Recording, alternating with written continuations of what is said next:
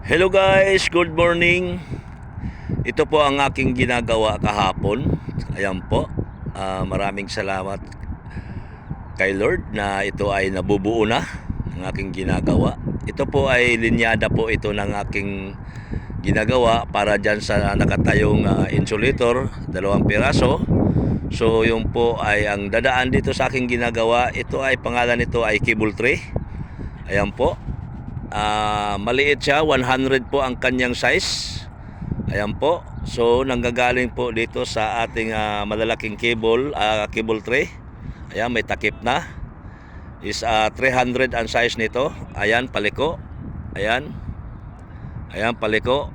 Ayan, papunta yan doon. Malayo po ang pinanggalingan nitong wiring na ito. Ayan po.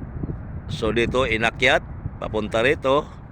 Ayan po ang ating linyada sa pagwawiring. Ako po ang gumagawa nito para po madadaanan ng ating kuryente. Ayan po. Pabaon. Papunta sa lupa ay sa underground. Ayan po. So ito po ang aking ginagawa kahapon. So nagpapasalamat po ako kay God na ito ay natatapos. So mayroon po akong gagawin ngayong umagang ito. Doon naman sa kabila dahil po para po maayos na po ang ating ginagawa dito sa isang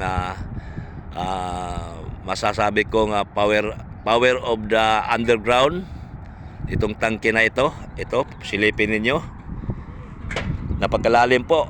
So delikado po ang ating ginagawa, hindi nyo makikita kasi madilim ang loob.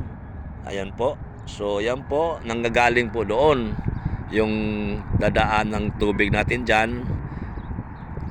Connection for connection lang po ang aming ginagawa dito. So kami po ang nagbibigay ng power. Ayan po. Ayan po. Ayan.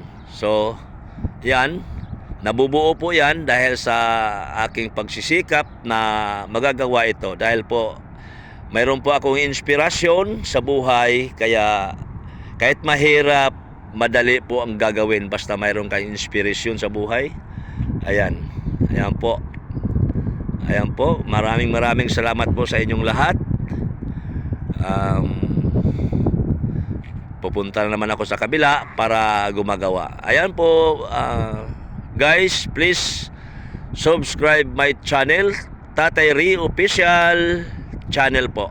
Ayan, maraming salamat. God bless to all.